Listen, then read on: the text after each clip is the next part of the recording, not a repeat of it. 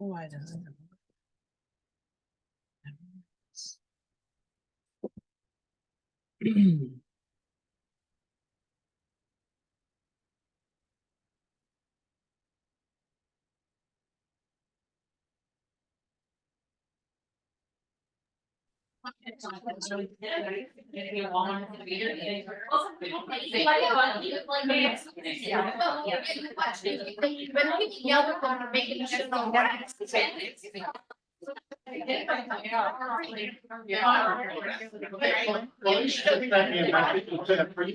Introduction. I think that was a nice gentle way of saying, I'm ready to go. Oh, so yeah, I think I'll do a quick introduction. As I mentioned before, Felicia is, our account manager, the person who I deal with most directly and that I speak with, every other week. We have a standing meeting every other week. So she's one of my closest contacts, and you all may have dealt with her, as you were migrating in the.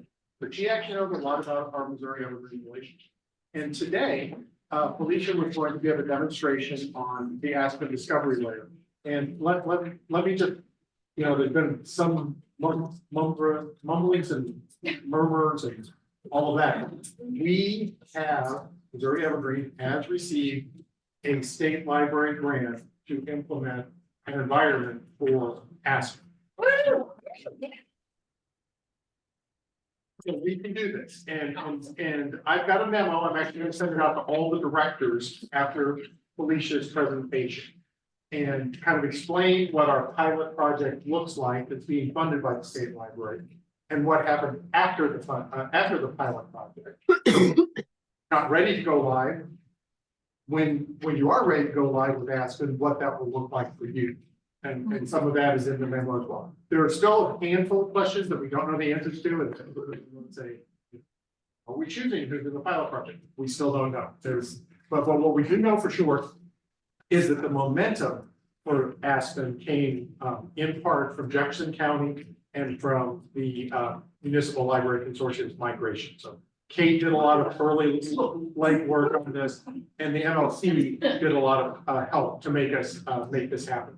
So because of that, MLC is definitely going first. They are number one. And then after that, I am encouraging the executive board to consider Jefferson County. And then beyond that, we're going to have some other slots.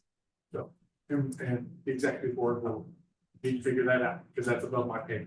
So, but really good news. And now you're going to be able to see all the fun that and increased functionality and better customer experience that Aspen can bring to your customer. So Felicia, are you ready to take over? Yes, I am. Okay. All right. Be sure to speak up just a little bit. It's a big room and there's not a lot of reinforcement. Okay, I will certainly do that. Normally, nobody has to complain about me not being loud enough, but we will try to make sure that everybody can hear me today. So good afternoon, everyone. Thank you again for having me on your agenda. I am so pleased to hear that the funding came through from the state library. As you could tell from my statements this morning, I was not aware of that, so I am celebrating on my end for you. Today we're going to be talking about Aspen Discovery. This is me, Felicia Beaudry, Business Development Manager at Equinox Open Library Initiative. Today we are going to be talking about Aspen. Some of you may have attended a spotlight session that Equinox did on Aspen last year, or you might have attended an earlier demo, so I apologize if I'm covering familiar ground, but I'll try to show you a bit of what Aspen can do and then get more into the details, at least some of the details about the implementation of Aspen for Missouri Evergreen. So first and foremost, what is Aspen Discovery? It is a discovery layer for searching and browsing your library's collection. And for those member libraries that choose to implement it, it will replace your Evergreen public catalog that you're using now.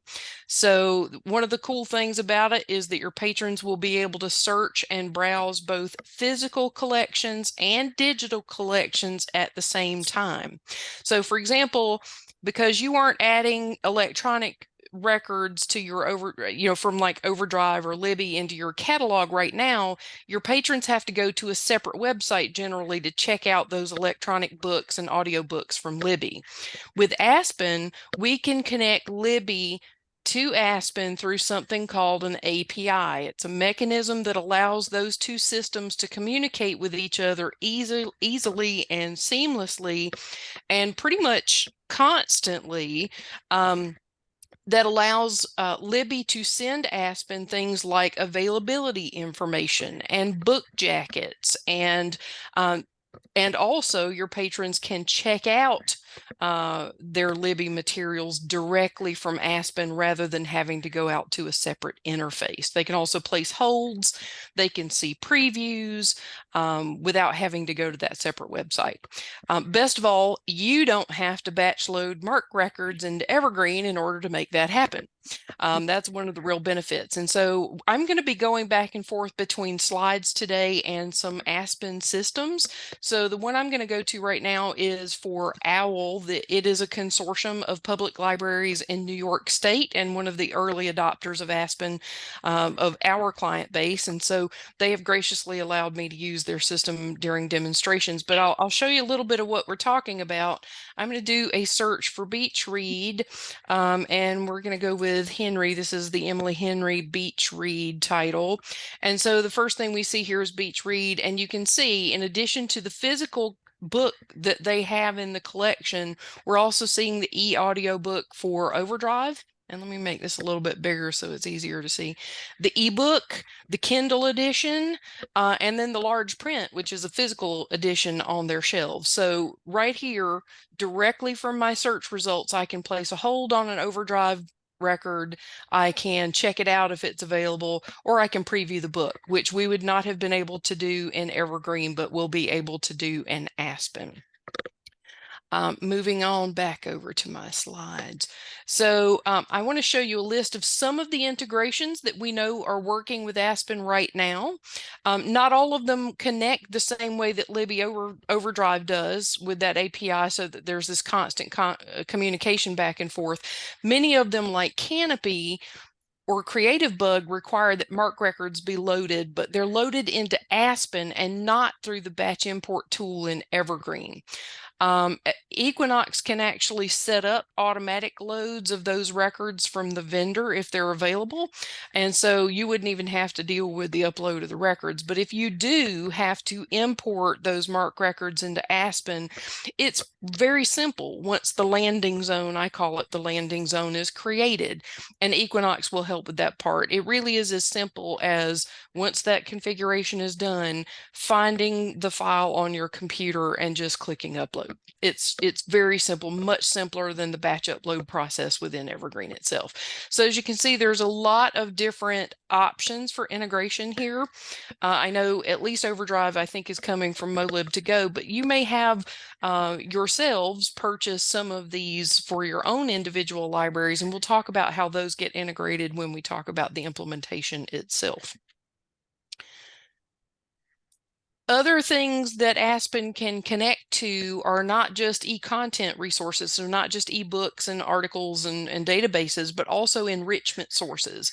So they can add cover images through things like this COSI server, which is pulling from Amazon and Google Books and other sources. These are free sources. The New York Times book lists, which are used to identify titles in your catalog that are on the various book lists for the New York Times. Now, the New York Times connection is very much like the one for Libby. It's an API-driven connection, so that it is pretty constant.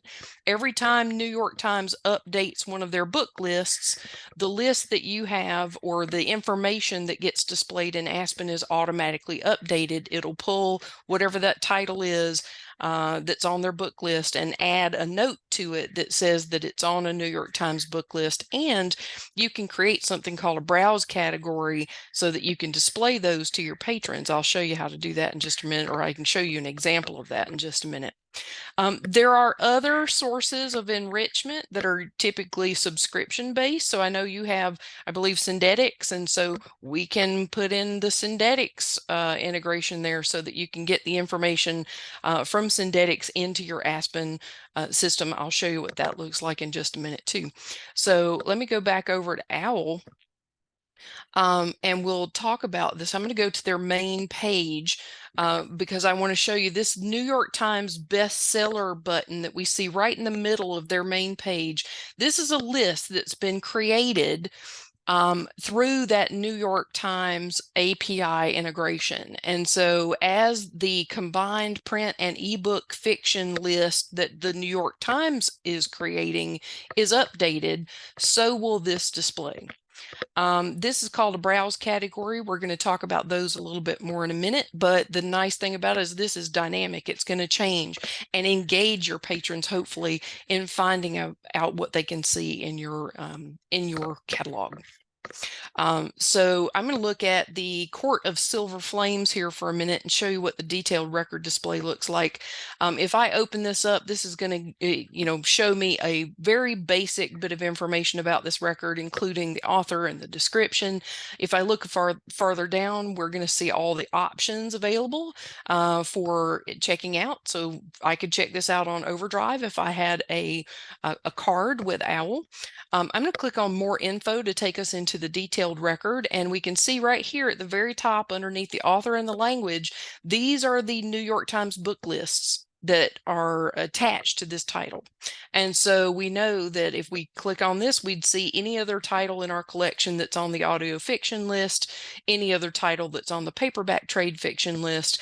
And while we're here, I'm going to scroll all the way down so you can see what a Syndetics Unbound integration will do. So here, and not only do we get the nice little more like this carousel that Aspen creates, we're also getting more information from Syndetics, like the series information, other titles that we may be interested in based on this particular title, the other titles in the series.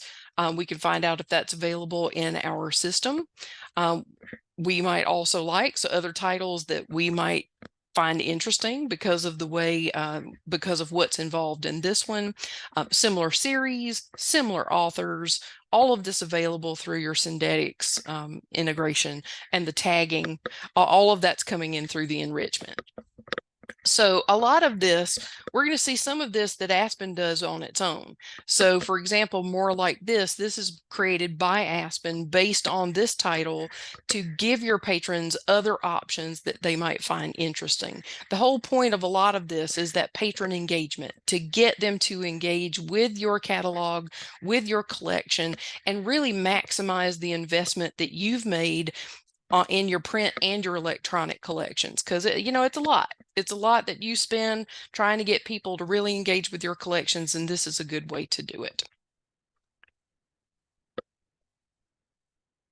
Other things that Aspen can do is connect to online or open archives. And so there's a particular protocol that are used with archival repositories, including from other vendors like Content DM, Omeka, Islandora. And so if you're creating an archive with any of those products that use this particular protocol, they can also be added and indexed within Aspen, and then made searchable.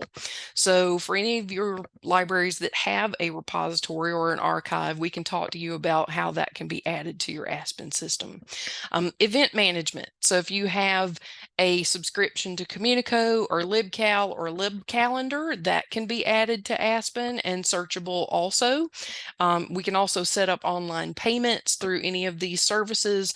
So that should not be a problem. So there's a lot that can be integrated into Aspen beyond just the e-content that is available through things like Overdrive and Hoopla. So we're going to talk a bit about some of the other features of Aspen. Let me go back into our system over here. And I'm going to go back to the main page. There are a lot of really great features in Aspen that I think your patrons will love. And I'm going to show you three or four here in the systems. The ones I'm going to show you, these are all clients of ours. OWL is one of them. We'll also be talking about another, and they're all evergreen libraries. So we have, over the last year or so, brought on a number of libraries. The Skagit Evergreen Libraries Consortium in Washington State was the first set of evergreen libraries that we brought on to Aspen. They may have been the first evergreen libraries anywhere to use Aspen, but certainly they were our first. Followed closely by OWL, Traverse des Sioux Library Cooperative in Minnesota, Cool over in Ohio, and now the most recent is the large Evergreen Indiana consortium just came online last week. So there's a number of consortia out there that are using it, and I'm very happy to say that your consortium will be one joining that group in the fall. So I mentioned the term browse categories. This is one of my favorite features of Aspen, seriously. It's used to create these really colorful grids of book jackets, or not just books. In this case, we can also see there's a video jacket here, to really catch the attention of your patrons. One thing I like about them is that they can be created by a number of different methods: searching the catalog, applying filters to narrow down the list. So for example, if I look at the various browse categories that they have, you can see this new adult titles or new kids titles. This was probably done through a search of the catalog and then using the various filters to narrow down to just those things that are in the audience for children. And so this is new kids fiction. They've chosen to break down that browse category even further to include new kids fiction, new kids nonfiction, new kids audio, and read along books. And so if you've got kids sitting down and looking at your catalog, a really simple way to get the title in front of them, very engaging with the artwork. I think this is going to be a really popular feature for your patrons. I want to show you another one. In addition to being able to create these browse categories through a search of the catalog, you can also curate lists to be used as browse categories. So this is the Martin Luther College Library as part of the Traverse des Sioux Library Cooperative in Minnesota.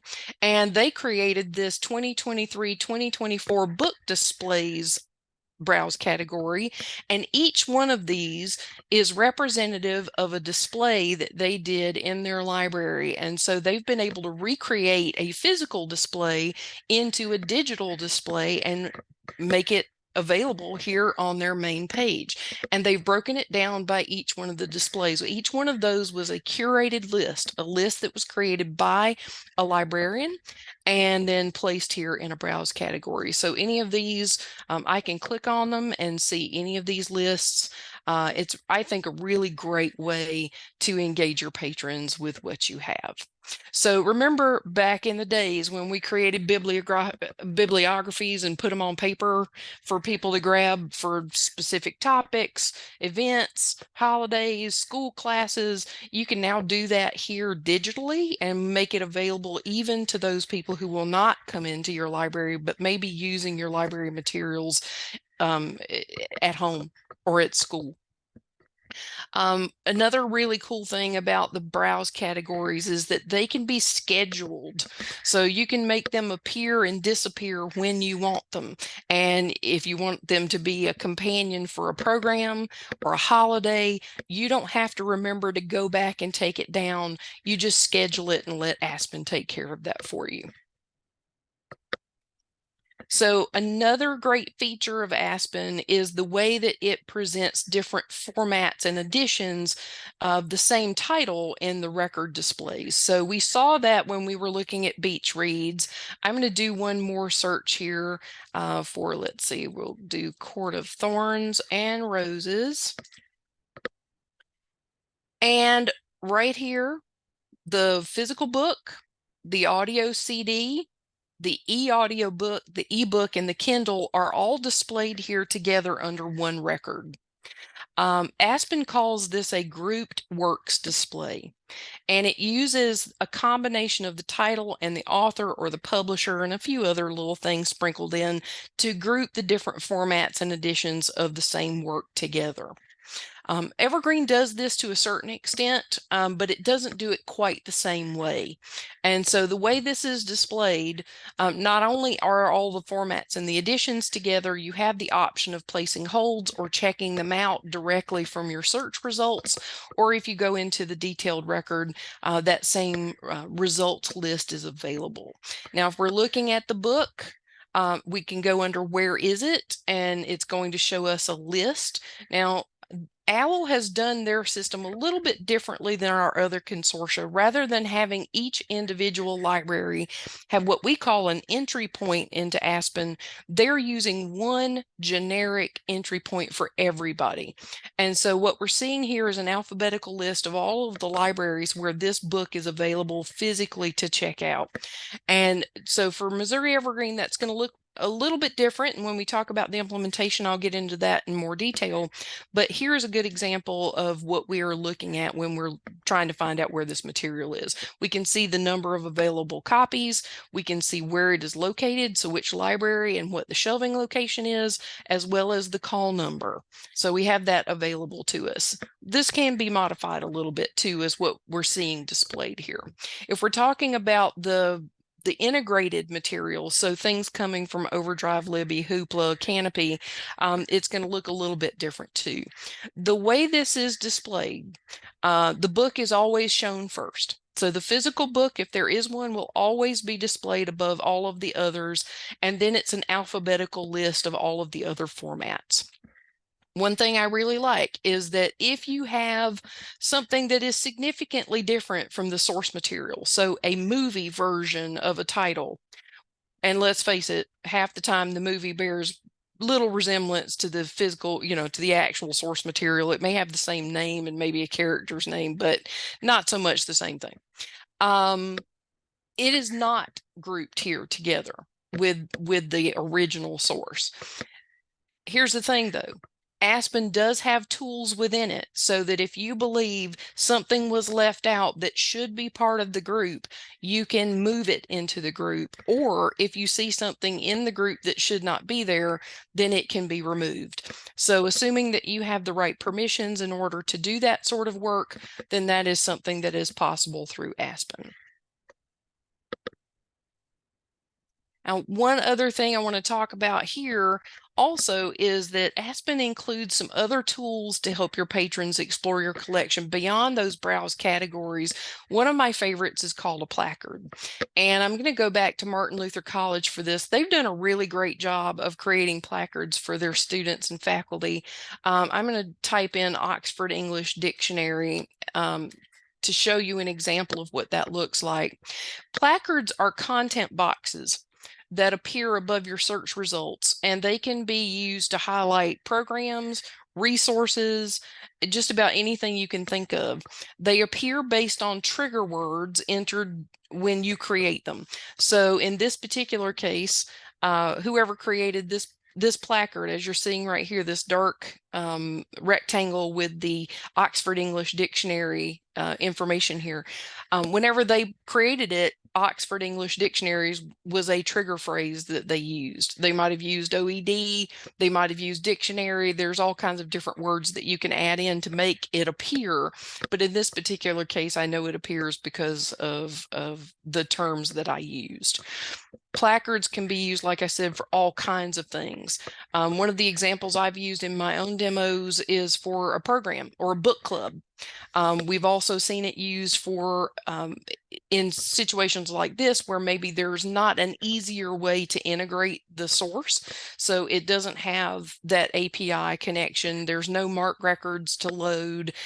How do you get it into the vision of your patrons? Something like Mango Languages, for example, which really wouldn't have that sort of ability. You can create a placard.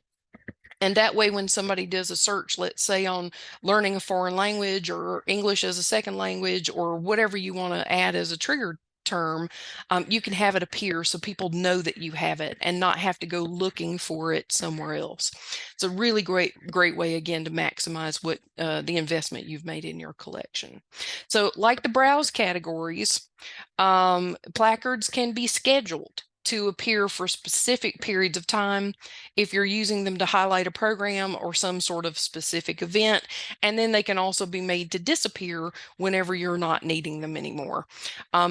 In addition to being able to use the trigger words, if you have something special that you want to get in front of people as they're searching the catalog for everything, there is a method for making placards appear in front of every single search. And that would be great, you know, if your library is going to be closed for a period of time, perhaps you're doing renovations, or there's something that would be required that you'd want to put a placard so everybody knows. There's a couple of different tools you can use for that. One's a system message that you can put in a message at the very top of the screen, or you can do a placard. Maybe you're highlighting something in particular and you want to make it clear to people every time. That's another option for doing it.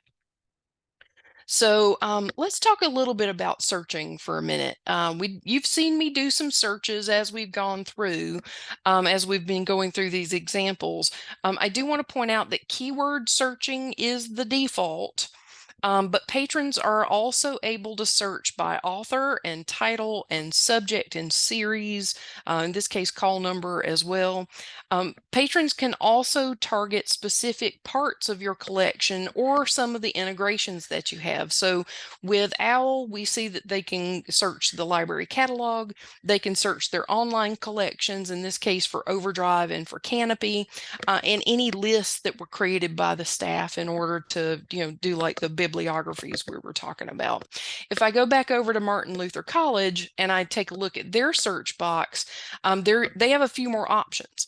They have they've specifically identified their library as where they're searching, or the nearest public library. That is something here that we're able to do. And in this case, with Traverse to Sue, their library cooperative has chosen to give every single library its own, quote, entry point. So that's why we can see their particular branding. We can see their links. If I go to any other Traverse to Sue library, then they're going to look different, and they're not necessarily going to have these same options. Martin Luther College also has integrated EBSCO databases. So they have EBSCO Discovery Service, and so that's listed here under articles and databases, so we can search specifically for those. They've got curated lists. They've also chosen to index part of their library website, and so we can target all of those when we're searching. So that's a really good option if you have that available. Now I'm going to go back over to OWL. We're going to do a very basic search. As I'm typing in, please note that the system is going to give me suggested terms. These are coming from titles. They're coming from subject headings to help me do my search. I'm just doing a very simple mystery search because I want to point out a few things when we get the very large search results. Number one, I want to point out that that search, even though it's a very generic search for mystery, and we received over 34,000 results, that happened really fast. So I know, if you have concerns about the slowness sometimes of the Evergreen OPAC, Aspen helps alleviate some of that. And so the research results are returned very quickly, even when we're talking about large data sets. Now, because we're talking about large data sets, Aspen also has the ability to filter the list by a lot of different options. Here at the very top, over our search results, we can filter by format. We can also filter on availability, whether it's available online or available at all. And if we look on the left side of the page, we have facets that we can use to filter this list even further. Again, available and where it's available, which library it's available in. Whether it's fiction or nonfiction, the audience that it's intended for, the format that it's in, which e-content collection it's coming from, the author, the series, the subject, when it was added to the collection. So how long ago was it added to the collection, its publication date, its shelving location, and these can all be combined. So if we go forward and I choose fiction, and I want to get an audience of, let's say, juvenile, and I can narrow that down even further to format, and maybe I want a graphic novel. We've taken 34,000 results and we've narrowed it down to 428, which is a little bit more manageable. That might still be a lot for a kid, but at least we've gotten a lot closer than we might have to start with. Now, if you've done a lot of searching in the Evergreen OPAC, you know we have facets as well, but not nearly as many. So you don't have as many to choose from. And there are others that are not displayed here that are available, but this is a pretty good indicator of the type of facets that most of our libraries are using. Once you've got a few of these filters working, if you ever need to change them, you can always use this big red circle with a minus sign to take them off. You can also clear them so that if you wanted to apply different filters, you can do that. Now, for those library or for those patrons that would like to have a little bit more control over what they're searching, we can use the advanced search. Advanced search is going to give you the ability, let's see if it will come up can we get there? Let's take it a minute. Oh, you know what? I forgot to click search. That's on me. Sorry. With the advanced search, you're going to be able to combine search terms and search filters in order to create your search results. Very much like we did after the fact while ago using the facets, we can apply them before we do the search. Now you can see here, there are a number of facets available or filters available in the advanced search that we did not see before, like awards. So if you wanted to find only those movies that had the Academy Award for Best Picture, if that information is in the record, then that's something that we can filter on. The movie rating, if we're talking about movies, if you wanted to specify your publication date, if you wanted to specify the Lexile score for your reading levels, you can do that. So that's a really nice option when we're talking about our advanced search. I'm going to clear this search. We're going to do a search here. And let's say that I am looking for vegetarian cookbooks. And I'm going to go with vegetarian there. But let's say I don't want vegan. Maybe I'm vegetarian, but not vegan. I'm going to add a search group.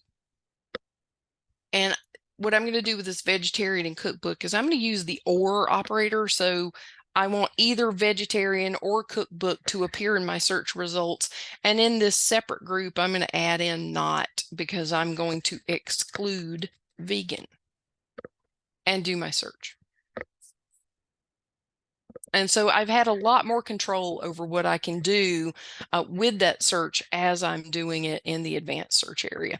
Now you can see, just like we see in our Evergreen OPAC, it is going to display the search and how it was created. So this looks a little advanced for the average user, but all it's doing is taking what we typed in and adding in what the computer is using in order to complete that search. People who pay attention to that can learn how to do this without necessarily using the advanced search tool to do it. Now, in addition to the searching and the browsing, and I do want to reaffirm this idea of browsing the catalog. Right now in our Evergreen OPAC, there's really only one option for browsing, and that's to browse through the authority control area. So the authorized headings for your series or your title or your author, which for a lot of patrons find a little bit more difficult to use. The browsing options here, by creating these browse categories, creating other browsing options, is really a great way to help them find what they're looking for. It mimics the ability of going into your library and just kind of seeing what's on the shelves, which I really like. I think it connects us differently to a catalog than we're able to do simply by searching it. All right, so I'm going to pop over to our Equinox demo system because I want to show you about patron records. Your patrons will still be able to manage their accounts if they want to by signing in to their account here online. And I've already got mine loaded in there, so I'm just going to sign in. This is my fictional record in our Evergreen system. And so a couple things I want to point out here. Not only are we going to be able to go in and take a look at what we do with checkouts and things right here from the very beginning. I see this recommended for you and your lists. I'm going to log out just for a minute so you can see the difference. Without me being logged in, you don't see those two browse categories, but as soon as I log in, there's two additional browse categories that display. And that's because the way we have configured this system is it is taking recommendations that were made specifically for me and creating a browse category for me. And so these are titles within my catalog. Now, pardon me, we don't have all the book jackets showing up here, but these are all for me based on my previous checkouts and things that I've rated, quote unquote, in the catalog. Aspen allows for your patrons to be able to rate titles from a 1-star to a 5-star. And the more titles they rate, the better the recommendations get. They don't have to write a review or anything if you don't want that, but you can let them do these star ratings and give them these recommendations, and that helps with showing them their similar titles. They will see similar titles as they're browsing the catalog or searching the catalog when they're looking at search results, but this is just another way to help engage them with other parts of your collection. The other two that we see here is lists. So this is based on the two lists that I have currently in my patron account. So gardening books and books with dogs. And as I add things to those lists, then they are created in browse categories. That's not something you have to do in your system. That is an optional feature, and I think kind of a good one. Also with saved searches. So you can allow the system to access the searches that you've saved and display the titles that are appropriate to that saved search in your search results and in a browse category. So let's see how all of that works together. I'm going to go over here to this little drop-down menu, look at our account. This is my patron account from an evergreen system that we have set up for this purpose. I can see very quickly how many titles I have checked out, how many are overdue, how many titles I have on hold, and if any of them are ready for pickup. And right here, directly underneath, recommended for you. So those titles that the system believes I might be interested in are right here and ready for me to see in this carousel. If I want to get more information about the titles I have checked out, I can click on the big box, or I can go over here under checked out titles. And let me make that a little bit bigger. When we have integrations like Overdrive Libby, Hoopla, in addition to the physical materials that I have checked out, it will also have a section for the online materials, the electronic materials that I have checked out, so that I can see at a glance which ones are ready to be renewed, or if they are going, or what I have checked out. So under that checked out titles, this main screen, there's going to be all, so they'll all be on one list together, or I can divide it out by the physical and the electronic materials. I think that's a really great way for people to keep up with what they have without having to go into a whole separate website to find that out. Same thing goes with titles on hold. We're going to be able to see what titles we have on hold and ready for pickup. We have options. When we were over and checked out, we were able to do renewals. As long as it's able to be renewed, we're able to initiate a renewal from the screen. We can manage our holds here. So if I needed to cancel this hold, I am able to, or if I need to change the pickup location. And from those items down at the bottom that are still pending, they're not ready for me to pick them up yet. I also have options for suspending the holds and activating the holds. So that's all available still to me, just as if I were in the Evergreen public catalog. Now here's some added bonus that you don't see in the Evergreen public catalog is there's a button here called While You Wait. When we're looking at our holds, if we click on While You Wait, you're going to get 3 titles that are currently available and ready for checkout based on the title that you have on hold. Now, I have a very odd set of materials in our collection because we have a number of different types of libraries in our collection, including a law library. And so that's where you're seeing some of this come from. But that is the sort of thing that will come up for your patrons as they're moving through, is While You Wait. And then we saw, well, maybe I didn't point it out, but I should have. Under the checked out materials, there's a similar button with You Might Also Like. So other titles in the collection that are similar to the one that you have currently checked out, you can find other titles that way, 3 titles as we're moving forward. The one for holds, the while you wait, that shows up after you make a hold request. So it will appear immediately to say, oh, while you wait, there are these 3 titles that are available if you want to check them out now, either to place a hold on them or go and find them on the shelves. Here we also have, in my case, the list of fines. These are the fines that I currently owe on this card. If you have it set up to do so, you can accept online payments through many of those options that I showed you before on the slides. You can get a scannable barcode for your library card. So if you happen to forget your library card, you can have it on your phone. The recommended for you, these are the recommended titles based on the ratings that I have made. And you can see the titles I've rated here. I've rated 15 different titles, which is how I'm getting so many of those recommendations.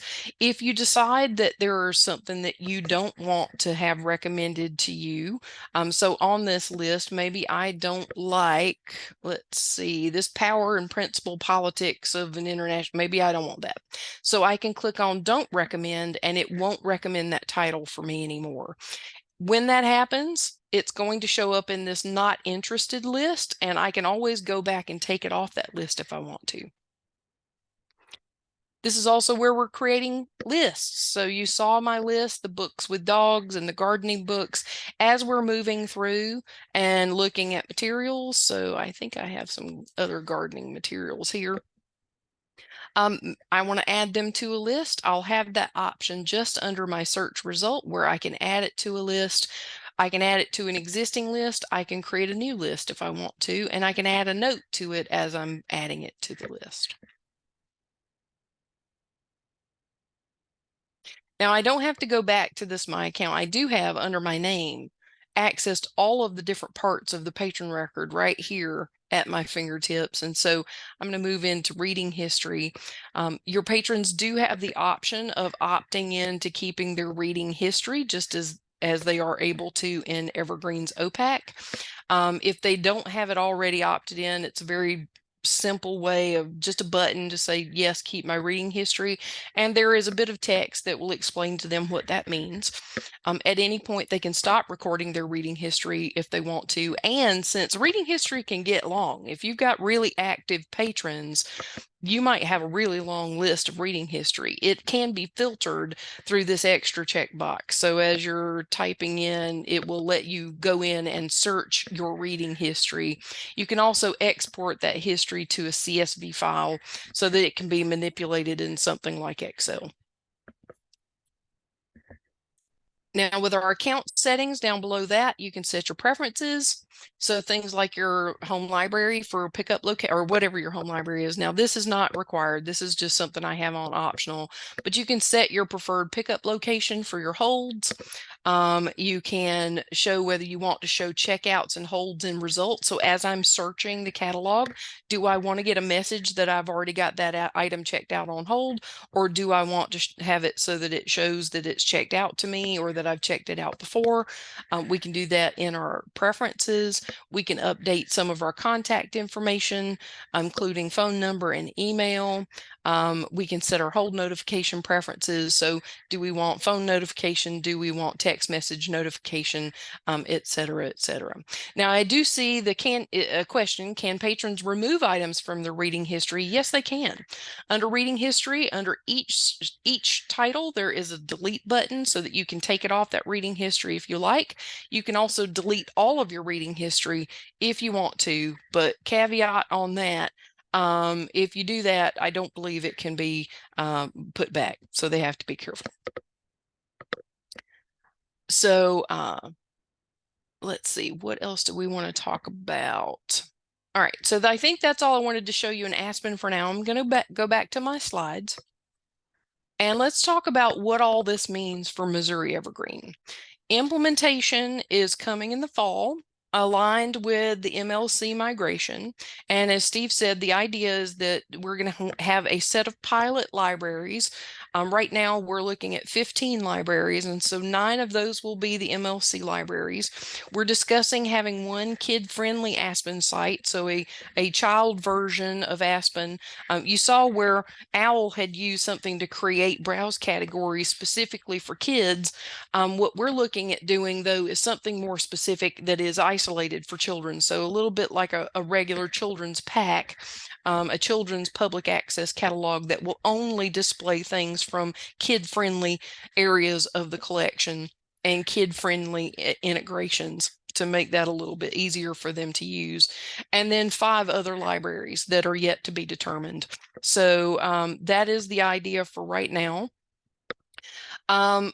The participating member libraries, whether it starts out in the pilot or whether in the future, as new libraries come on board, will have their own entry point into Aspen. And when I talk about an entry point, what I mean is that every member library system will have a specific web address for accessing Aspen. This is very similar to the way you access Evergreen's OPAC right now. All of you have separate entry points into the Evergreen OPAC so that you have your own branding, your own logos, your own menu links, all of that. That will be the same for Aspen. You can also have separate browse categories. You can also have separate placards. I mean, all of that can be different from system to system. It also means that your local holdings will show first in the search results. So where we saw with OWL, where we got just an alphabetical list of where materials were, when you have a separate entry point, you can isolate just those local holdings, and then under where is it, you get everybody else. So you can go from the narrow, your own library system, to the large, the rest of Missouri Evergreen. So they won't be blocked from finding out what's available, and to encourage the resource sharing between your members, but they will see their local holdings first. It also allows for locally purchased e-resources to show to the appropriate patrons. So for your libraries that may have their own Canopy account, or you may have purchased an additional, I think they call them showcase collections, something like that with Overdrive, so that there's an additional collection that you have access to that not everybody else should have access to. Those can show specifically to your patrons. That's a really important piece of what the separate entry point option is, and it was made for consortia like yours. This method also allows libraries to create their own content, like I said, like the browse categories, like the placards that we saw earlier. There's also a web creator feature in Aspen, so it gives you the ability to create web pages, A to Z lists of resources, staff directories, all of that, and that can be made specifically for your library when you're in this sort of environment. So after the initial pilot libraries go live with Aspen, the infrastructure will be in place to create Aspen sites for other Missouri Evergreen libraries. How that's going to work exactly, we still haven't worked out all of those details, but more to come on that. I do hope that as you look at it and as you see it being implemented, you'll think carefully about whether or not it would be a good fit for you. One of the great things about it is that it doesn't have to be implemented in every library if you don't want it to. If it doesn't feel right for your community, then you don't have to use it. You can continue using the Evergreen OPAC if that is good for you. But if you do want to bring this to your library and to your patrons, you'll be able to. The question is just going to be how we do it. So that more to come on that. All right. So that was kind of a whirlwind tour through what we saw. And I wanted to just end by saying how excited we are to be able to work with Missouri Evergreen on this. I think it's going to be a really exciting addition to your offerings to your patrons. Like I said, we've been hearing great things from the libraries that are using it now about how much their patrons like it, and I would expect that you all will have a very similar experience. So I appreciate the opportunity. I'm sorry, of course, my dog had to make her presence known at the very last minute, but I appreciate the opportunity to talk to you right now. Any questions?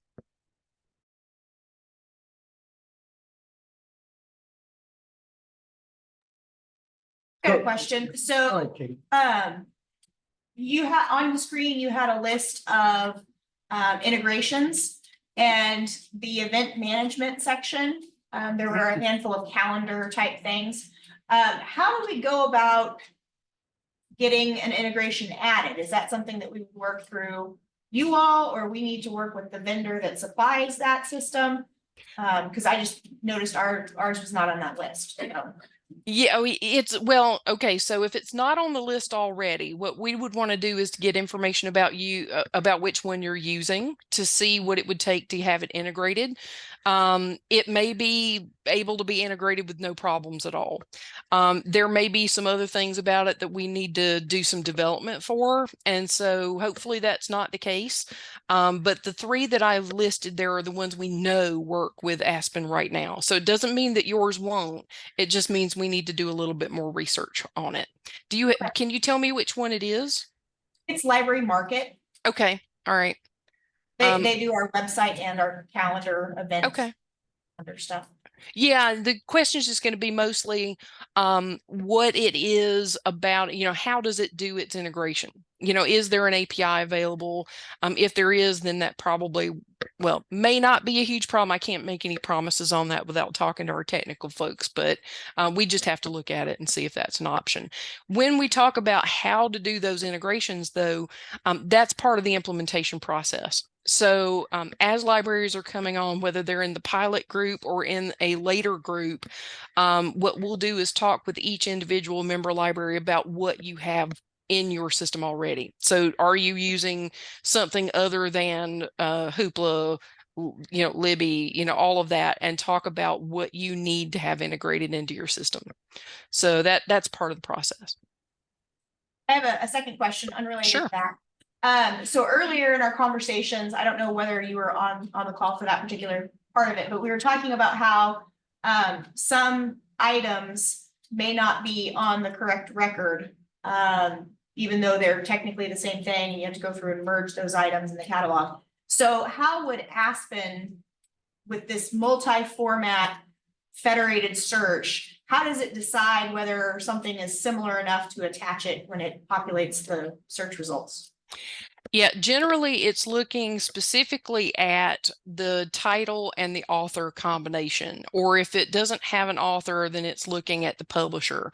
And if I'm not mistaken, it's not the 200 field, and I'm having a loss of which field it is, but I can find out for you and let you know.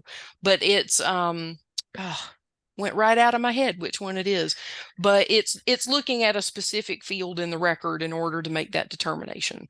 There are a number of other little bits and pieces that it might consider in order to make that grouped works display. But that's where it starts, is that author title combination. Now, if you are already having some issues with that, this may or may not kind of alleviate some of that. But if you do have some things showing up on records where it doesn't belong, that we'd have to talk about a bit more. Thank you. Yeah, you're welcome. I have a question that was a good segue too. How much of this, so one of the things that jumped out at me was the faceted search for graphic novels, say. How is that determined? Is that fixed fields in the MARC record? Is that just shelving location? Of course, I'm a cataloger, so my questions are like, how much of all of this depends on good cataloging? Well, to be honest, I think most anything that relates to a public catalog is at least somewhat dependent on good cataloging, right? Anytime you're looking for it to display appropriately and how it displays, it's going to have to be dependent on how the cataloging was done. So how forgiving is it? Is that your question? Well, I guess just what it's looking at. I mean, you use the example of the 245, looking at title and all. So obviously that the first course that it's looking for is in the MARC record as opposed. a shelving location or something like that. Right. Yes, it is looking at the MARC record first. And one of my colleagues who's sitting in reminded me of what it is. It's the uniform title, if one exists, is what it's looking at. And the 130 subfields, it's in the chat. Lena Hernandez joined us, and so she put it in there to let us know what we're looking at for the group works display. So in the documentation for Aspen, there is quite a lot of information about how the system is using the MARC records and the various fields and subfields within the MARC records for doing its work. That's certainly something we can connect you with to make sure that you know exactly what it's looking at. I don't remember all of it, unfortunately, because like I said, there's a lot. There's a lot. Right, so this is Jennifer. I just said we can also do custom facets Yes, yes, you can. I believe so. already there. That'll pull from the bid records, sort of like the OPAC does now. But if we think we want something a little more special than that, we can configure it. Yeah. That this is what we wanted to pull for. Yep. Yeah, as far as I know, anything that's indexed, I believe, can be a facet. Yeah, We can and do that. I wanted, for those on the call and here, you know, one of the awesome examples she showed us was like Academy Award winners. That requires us as catalogers to have that in the bid record, you know, it's Absolutely. not the Academy website or something. That's us. So if we want to utilize these facets to the best that we can, it's going to take our work. Yes, and I have to say that is true no matter what system you're using, whether it's Evergreen or Koha or Cersei Dynex or Aspen, or that is true. In order for you really to get the most effective use of those filters and facets and stuff, the information's got to be there. So yeah, if you want the system to be able to show them, then it's got to be in those awards notes or in the notes fields. That is true. That's 100% true. Now, where it does help is if you have those enrichment tools like Syndetics, where you're getting some maybe more fleshed out subject headings that are coming from a third party resource. But it always starts with our work as librarians to get it to be as good as it can be to help your patrons find what they're looking for. What other questions might you have? Okay, so I do see here somebody asked for the ME app. Is this a plugin, an add-on, or a replacement? And so, Jerica, are you talking about a mobile app?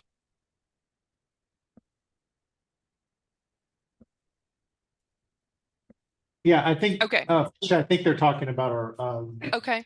Story Evergreen mobile app. Yeah, and I didn't get into the mobile app option here. Aspen does have a companion mobile app. I know that you have spent a lot of time and energy getting your mobile app up and running over the last bit. And so if you want to replace it, Aspen has a mobile app that you can use to replace it. That mobile app has many of the same features that you see in the desktop version. So all the browse categories and the placards and the ability to handle your own account, all of that's available through the Aspen mobile app. It could very well be a replacement, or it could be an add-on. You could give your patrons both to choose from, and whichever one they want to go with. If you don't want to confuse them though, and you want to stick with one, then there is an option to either replace what you have, or you can have just the mobile app that you're using now.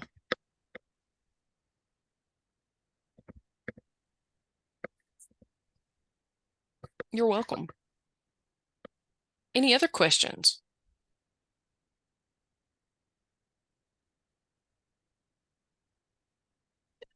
On the chat? No other questions on the chat. Did you have a question, Sue? I have a comment. It's Jennifer again. I just would say that hearing the questions about cataloging, and not just because there are an inordinate number of people that know cataloging the room. I'm saying this out loud to my colleague Lena, who is there, and I'm waiting at her, and Felicia as well. I think one of the things we could think about doing is, as we're bringing on Aspen, and now I'm looking, so we're gonna be bringing it on first, we could think of doing Aspen training just for catalogers. Yeah, I think that's not a bad idea. Do is here's how you use it, there's this whole side track that we need to cover. Asking for catalogers. It's in my notes. I just want to get that out there. So you're accountable. Well, if there are no other questions, I want to thank you again for having me and having me talk about Aspen. I could spend all day talking about it, but I'm really excited about it. I hope you are too. I hope to see many of you wanting to implement it. If you're not part of that original group, feel free to beat down the door and want to do it later. We'll be more than happy to help you out with that. So I will turn it back over to you guys. Have a great afternoon.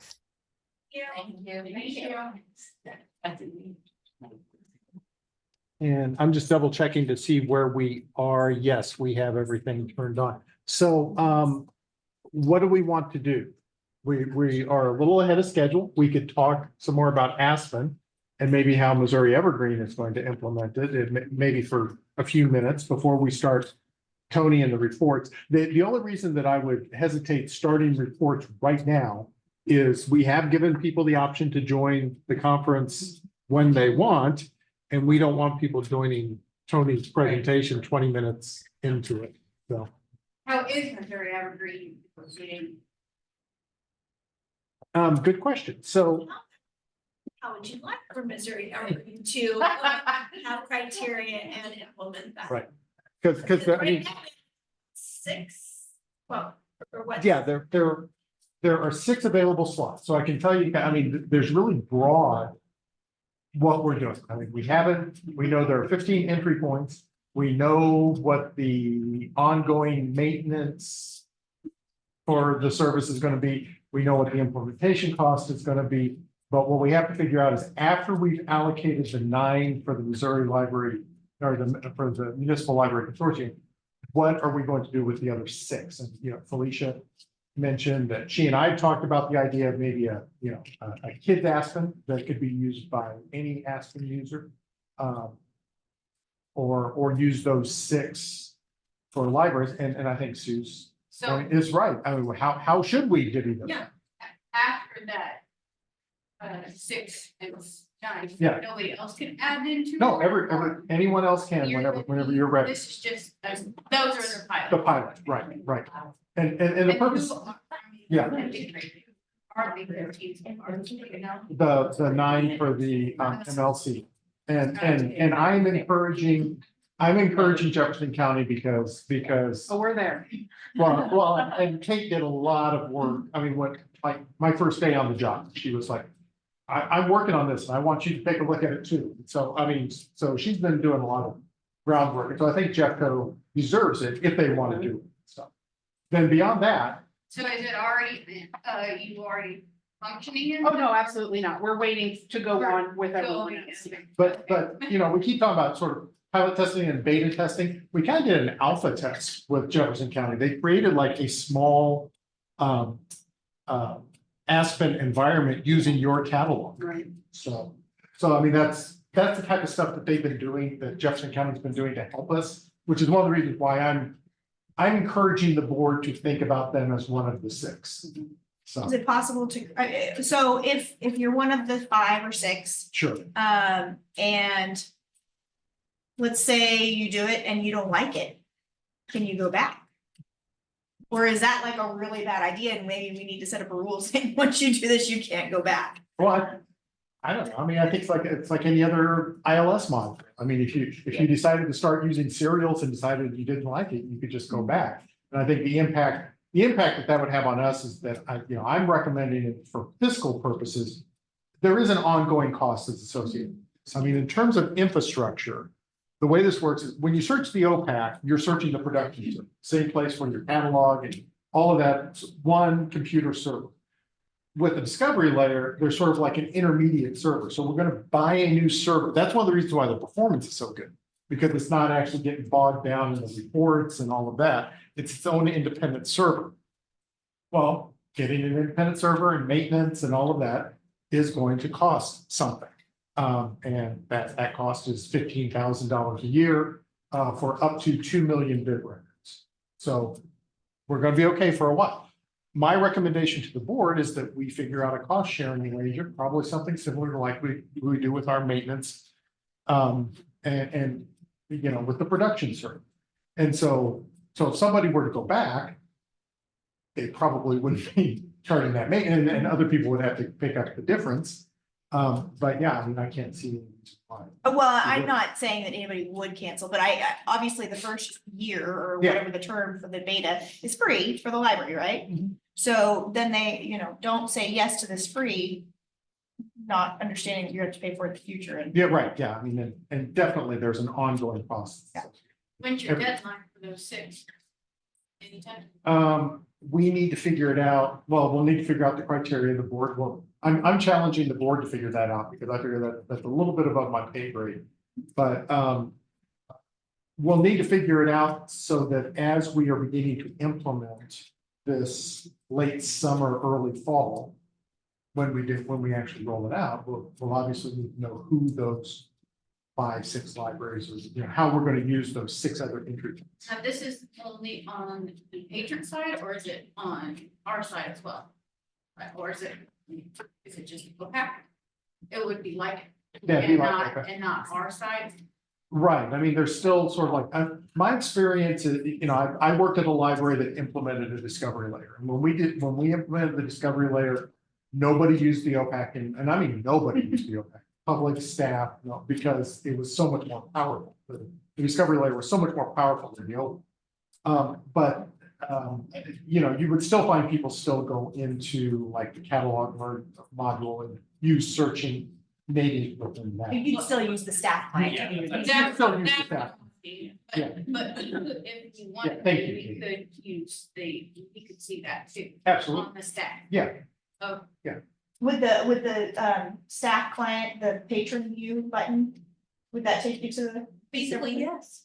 Why not? Since that's Sure, I mean, technically- Well, yeah. that's not going, sure, absolutely, I can point that there's no time there to keep you doing that. Because I really like that patron view I button. do. I really do, yeah. I was wondering, and you may not know this yet, but you know, this is a pilot program, but. And you mentioned looking at a cost sharing model after this, would that be done in terms of?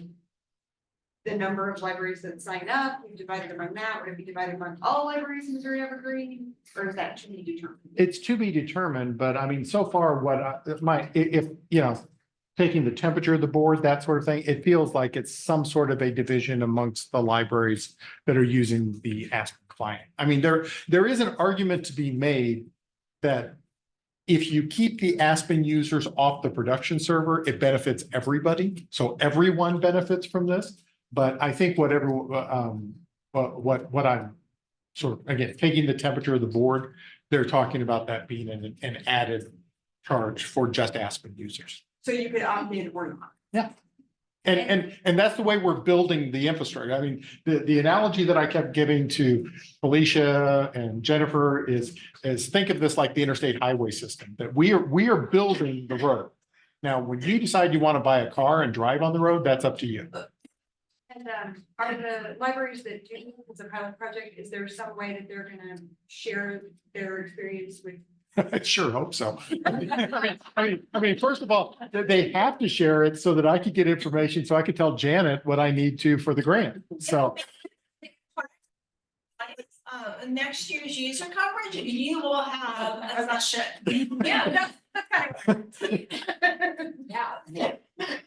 Yeah. But, okay, I have a question, but I don't know how to answer That's okay. it. Going on the analogy of highway. yeah, If I don't buy a car, I still pay taxes, so would that be the same with No. Missouri Evergreen? I mean, that's not what I'm hearing. Okay, That's not what I'm hearing from the board. I mean, the board and the membership ultimately have to make the decision on how to do cost sharing. But what the general impression I'm getting from most people is that it would be an add-on to the monthly fee or the annual fee, but only if you're current. Or if you're in years past. What other criteria should there be? no, I'm asking as a board member, I'm asking because I want to hear from you. As how would be, fair and equitable. Because it's definitely not the first library that raises their hand. I mean, Right. that's not the fair way to handle. So what, Should we do too small, too medium, too large? I said, put everybody's name in a pocket once we in it, draw. A lottery. That's what I said. I mean, maybe it'd be completely fair. I mean, but I think that in order to put your name in there, that you have to be willing, not only to report and do your side of it, but you have to be serious about continuing on after the free year is over, and not just you're gonna get a free year and then, okay, I You're would right. almost do it like a grant, where you literally have an application and you make your list of requirements, like, listen, we want you to present at the Evergreen User Conference next year. And we want you to write a synopsis of 1 page to tell people who want to know more about it, what the positives, what the negatives are. Surveys and. I think that, Surveys have- well, and I think that's gonna be part of any library that's gonna do it. I mean, if your name is chosen, you are gonna have to agree to those terms, because that's what's required for the grant. Right. You know, we have to have some statistics to report. So when let's say your name is John, if you're not agreeing to do all of those things, then. And bring all of your creative bug, novel, and Right. hoopla, Yeah. treacle, Right. all this crap I'm paying for. Right. Into this, I'm looking at all that going, oh, I mean, I wanna do it. And maybe that's a criteria we need to, you know, if you're applying to be one of those things, Yeah. maybe Right. that library needs to have Those so many of things. these other layers. Things. I like the thought of it, and it's like, oh dang, I mean, it'll be exciting to watch them all work together, I think, Wonderful. or a headache, it's I gonna be would- fun. I would just hate, like, out of all the stuff that was listed, I know we utilize Google. I would hope between 15 libraries, at least one of those have used Hoopla. Like, you would Yeah. expect, and I think that's what, Creative. bug, I think that's really what Right. you need to do. Or like, confused. We need to cover all of You them. need to Yeah. cover everything, Take- so like, take all the boxes. you can't have a library that's just coming in and going, well, we don't really, we use Libby, well, congrats, everybody's got Libby. Right. But like, what else you bring into the table? Well, I'll be honest, between the MLC libraries and if JCL is picked. Right. We've pretty much got everything. You got all of them. Yeah. Yeah. I mean, the Yeah. problem is though, if you're trying to integrate the small libraries in the runnings, a lot of us don't have the resources to have that, and we're not seriously considering it, but if there is a small library or two that wants to get in on it, you're saying that, but you gotta have Hoopla or Canopy or all of that, Right. that just eliminates a lot of it Correct, right and off that's the not top. fair, I agree. Well, I wouldn't say that you have to have all of it, but if you Yeah, have. that's some. We want Libby, Yeah, that's all. That's a big deal though for your patrons. Well, yeah. No, it is, But- absolutely. But I think Yeah. to that point too, you can modify it too. Like you can say a medium-sized library should have at least X number of things. Yeah. A small library. Oh, that's an which interesting you idea. should- I like that You idea. should have, like, Yeah. you should have 2 libraries that literally just have Libby, that, like, Yeah. how is this gonna affect? we have to be included in this, because I think that your experience, and I'm pointing to you, but let's say you are one of those 6. Your experience as a small library will be able to let all the other small libraries know, is this worth it? Should Yeah, we it's something consider? we should do, yeah. I'm very biased. What I would want to see is, I'm biased from a cataloger's perspective. I would want to see whoever the catalogers are for those libraries that are chosen, sort of collaborating, figuring out like if you are going to have certain searchable fields in that record, that every library is adding in those fields. Like if there is, if you're going to put a thing, it's like, these are the Academy Awards, these are the Mark Twain nominees. Liz and I have already been texting each other about what we're Get out going my to be doing. This would be something that would need to be standard across every single library, and that would need to be the If case. you're the cataloging committee, Not Welcome to the catalog. yeah. Sign up. Red-headed gentleman. Question. If Kate already is paying for every one of those things on the list, do the rest of us have to pay for it? Yes. So if I'm already paying for my own Hoopla account, do I have to continue to do that? Absolutely, yes. Yeah. That's a bummer, right? Everyone who has Google. No. Books, novelists, I could save a lot of money if you could get Jefferson County. No. To do it all, yeah, I agree. That's my financial question. No, but that is part of the reason why you do Aspen. I mean, one of the reasons why we haven't put e-resources in the catalog is because you don't want to see somebody else's content Right. that you can't loan to. Aspen you will only see the stuff your patrons can borrow. That's So- available. So really, the small libraries that have what they have, they're not gonna benefit from the big libraries what they have anyway. In terms of like sharing that e-content, no. Just our experiences No. of using that. Okay. along But with that. from a user experience, it's huge. I mean, remember, I mean, even though my library was a giant library, I did serve, some of our branches serve communities of 500 people. Right. And so, what ended up happening with our discovery layer is it Googleizes your catalog. I mean, basically, you have a search box and you type in what you want, just like you do in Google, and it comes back with what you want. I mean, it's as opposed to it being as complicated as an OPAC can be. I mean, we just discovered that from I mean, that's what I said when I passed off to Felicia. That from a customer service, as a customer service experience or customer experience situation, discovery layers can be really, really powerful, even for a tiny library. So then the question becomes, the trade-off. At what point is it cost effective? And also, there's other things like, even just the website part of Aspen, it's essentially, it's like LibGuides almost, you can make your, and if you have LibGuides, that's pricey, Be very cool. Just checking our time, we've got about 7 minutes, so let's go ahead and wrap this up for now. Thank you for your input. Sue, I think this was helpful, right? Can I read my notes back so that way I got it clear Yep. so I can present it to the board and some more discussion? So criteria for the 6 beta testers for the initial year. Sharing info at the users conference for 2025. Grant light synopsis for positive, negative, regarding third-party vendors, how many, and variances between sizes of libraries. Small would need like 3, medium would need like 5 or 6, large would need like 10. Cataloging records, libraries need to get certification. Yeah, I think you so. kind of agree with that? We need a website. Standards. Yeah, He wants the word standards. you want standards. Okay, you want standards? Yeah, I want to know, like, if I'm not in the beta test, that if I'm going to add come into it later, I want to make sure that those records are good. Yeah, that's And the great library, point. yes, Okay, even though you've done the advanced cataloging, doesn't mean you're. That is also true. That doesn't mean you haven't agreed upon standard for what you want to show it.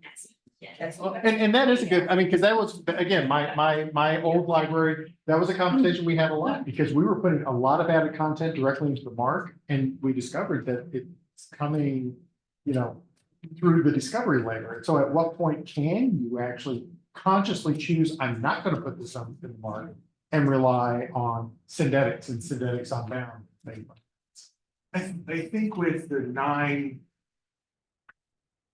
St. Louis libraries coming on, I think that's probably gonna cover most of your bigger Right. systems.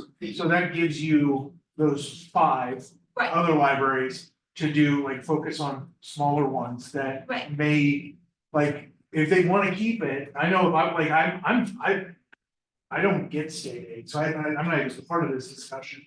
I can't even be considered for it.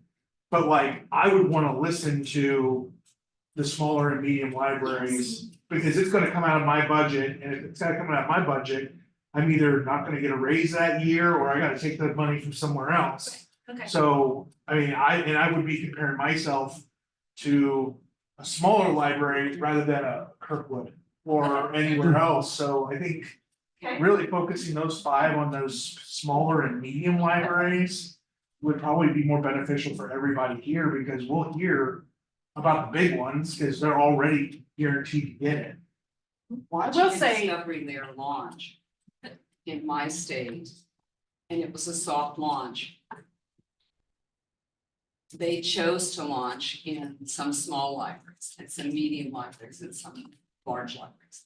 As a former director in a small library, I'm more comfortable going to another equally sized library to check it out, because if I'm gonna go to MLC, it's gonna be all smoke and mirrors anyway, because it's things I can't afford. It's all way out of my league. So allowing, having staff have comparably sized libraries, having other libraries have comparably sized libraries to visit. It's gonna make it that much more popular. You can talk about money, see it in action. You can see that maybe you only have Hoopla and Libby, but see how those, you don't have all the other. Well, let's go ahead and close this out for now so that everyone can have about 5 minutes and we can switch, but thank you, great discussion. Yeah, And that's great. yeah. Thank you. Just wanted to say, we don't have to. No,